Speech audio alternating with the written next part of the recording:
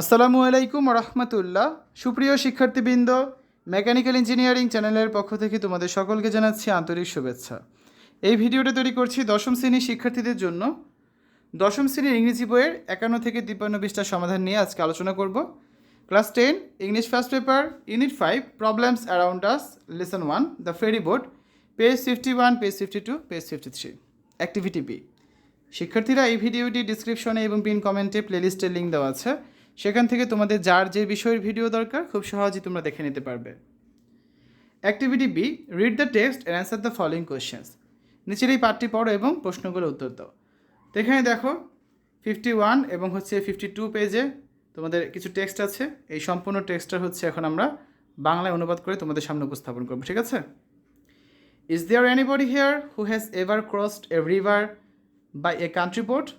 এখানে এমন কেউ কি আছো যে ডিঙি নৌকা দিয়ে কখনো নদী পার হয়েছ? I have teacher, said Jamil. আমি পার হয়েছি শিক্ষিকা, জামিল বলল। And I clearly remember what happened in that journey. এবং আমি স্পষ্ট মনে করতে পারি ওই ভ্রমণে কী ঘটেছিল। Would you please tell us what happened, the teacher asked.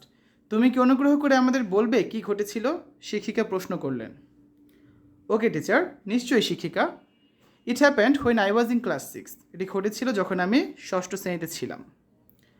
On a weekly bazaar day people are coming back with their shopping bags and baskets in hands, on shoulders and heads. এক সাপ্তাহিক বাজারের দিনে মানুষ তাদের বাজারের থলে ঝুড়ি হাতে, কাঁধে এবং মাথায় নিয়ে ফিরছিল। They had to cross the river. তাদেরকে একটি নদী পার হতে হয়েছিল। It was not a big river. এটি একটি বড় নদী ছিল না। There was a ferry boat plying on the river. নদীতে একটি খেয়া নৌকা নিয়মিত চলাচল করছিল। The boat could cross it in 8 to 10 minutes. নৌকাটি 8 থেকে 10 মিনিট এটি পার হতে পারত। It was just after sunset. সময়টি ছিল ঠিক সূর্যাস্তের পর। The weather was getting bad. আবহাওয়া খারাপ হচ্ছিল। The wind started blowing from the north west. উত্তর পশ্চিম দিক থেকে বাতাস বইতে শুরু করলো। Black clouds are moving fast in the sky. আকাশে কালো মেঘ ঘনিয়ে আসছিল। Everybody was trying to get in to the boat. প্রত্যেকেই নৌকায় ওঠার চেষ্টা করছিল। No more please wait, shouted the boatman. আর না, আর না, দয়া করে অপেক্ষা করুন, মাঝি চিৎকার করেছিল। But nobody listen to him. কিন্তু কেউই তার কথা শোনেনি। What happened then, Jamil asked Rumi. অতঃপর কী হয়েছিল জামিল? রুমি জিজ্ঞাসা করল। With too many people on board the boat sank in the middle of the river, replied Jamil. অনেক মানুষ নিয়ে নৌকাটি নদীর মাঝেই ডুবে গেল। জামিল উত্তর দিল। ওহ নো, হোয়াট হ্যাপেন্ড দেন? ওহ না, তারপর কী ঘটল? আজ দ্য টিচার। শিক্ষিকা জিজ্ঞাসা করলেন। Thank God there were no casualties. সৃষ্টিকর্তাকে ধন্যবাদ, কেউ হতাহত হয়নি। All the passengers swam to the other side. সকল যাত্রী সাতটি নদীর অপর পাড়ে উঠেছিল। But some of them lost the stuff they are carrying such as oil, salt and milk, said Jamil. কিন্তু তাদের মাঝে কয়েকজন যাত্রী তাদের বহন করা কিছু জিনিস যেমন তেল, লবণ এবং দুধ হারিয়েছিল, জামিল বলল। Were you on the boat? Asked the teacher. তুমি কি নৌকায় ছিলে? শিক্ষিকা জিজ্ঞাসা করলেন। নো টিচার, না শিক্ষিকা। Saying the boat over crowded I waited for the next boat, replied Jamil.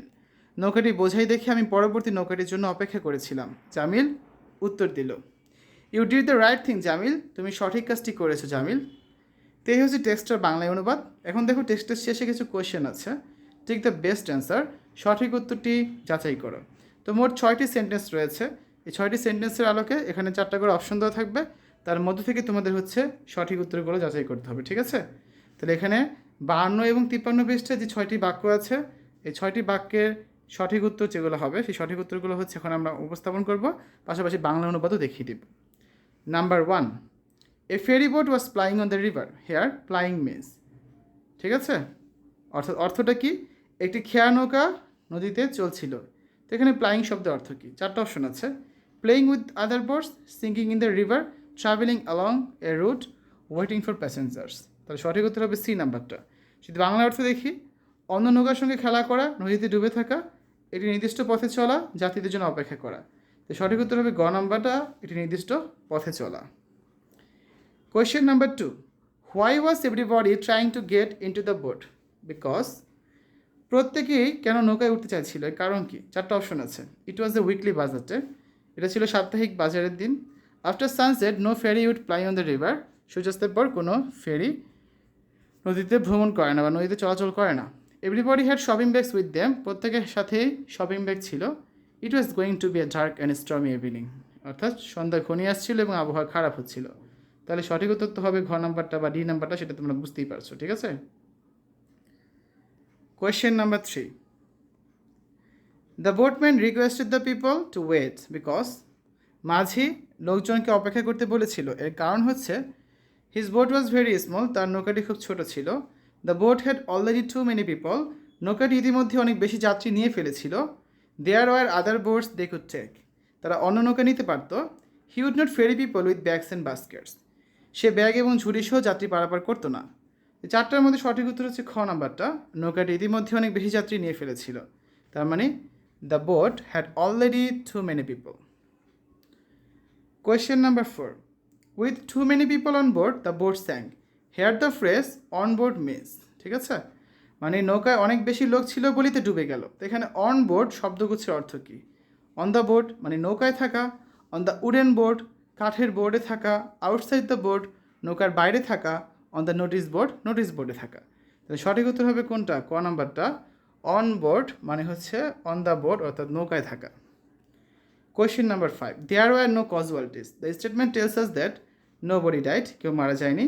Nobody ওয়াজ রিস্কিউড, কাউকে উদ্ধার করা হয়নি। নোবডি অ্যাকসেপ্টেড দেয়ার ফেট, কেউ তাদের নিয়তি মেনে নেয়নি। নোবডি লস্ট এনিথিং, কেউ কিছু হারায়নি। তাহলে সঠিক উত্তর হচ্ছে কোনো হতাহত ছিল না, এই বাক্যটি দ্বারা বোঝায় কেউ মারা যায়নি, অর্থাৎ nobody died. Last question number 6, the boat was overcrowded, here overcrowded means, মানে নৌকাটি অতিরিক্ত ভিড়ে পূর্ণ ছিল। তো এখানে ওভার ক্রাউডেড শব্দের অর্থ কী? চারটা অপশন আছে। People were quarrelling on the boat, লোকজন নৌকার মধ্যে ঝগড়া করছিল। The boat was unable to carry any more people, নৌকাটি আর কোনো যাত্রী নিতে পারছিল না। The boatman did not like a crowd, মাঝি ভিড় পছন্দ করতো না। People were sitting on the boat's bamboo hoods, লোকজন নৌকার বাসের ছাউনিতে বসেছিল। তো সঠিক উত্তর হচ্ছে কোনটা এখানে? খ নাম্বারটা, নৌকাটি আর কোনো যাত্রী নিতে পারছিল না, অর্থাৎ the boat was unable to carry any more people, ঠিক আছে। তো আমরা একটা করে 6টা সঠিক উত্তর এখানে সমাধান করে দিলাম। এরপরে রয়েছে activity C, discuss in groups and write answers to this questions. তো এখানে বেশ কিছু কোয়েশ্চেন আছে, এগুলো উত্তর হচ্ছে আমরা তোমাদের লিখে দিব বাংলায় অনুবাদ সহ, যেটা তোমরা আগামী ক্লাসে পেয়ে যাবে, ঠিক আছে। এবং এই কাজটাও রয়েছে তোমাদের বইয়ের পেজ নাম্বার 53 বা 53 পৃষ্ঠায়। শিক্ষার্থীরা এতক্ষণ তোমরা দেখেছো দশম শ্রেণীর ইংরেজি বইয়ের unit 5 lesson 1 page 51, page 52, page 53 এর অ্যাক্টিভিটি বি এর সমাধান। আশা করি আজকের এই ভিডিওটি তোমাদের কাছে ভালো লেগেছে। আমাদের চ্যানেলের অন্যান্য ভিডিওগুলো দেখার আমন্ত্রণ জানিয়ে আজ এখানে বিদায় নিচ্ছি। আল্লাহ হাফেজ।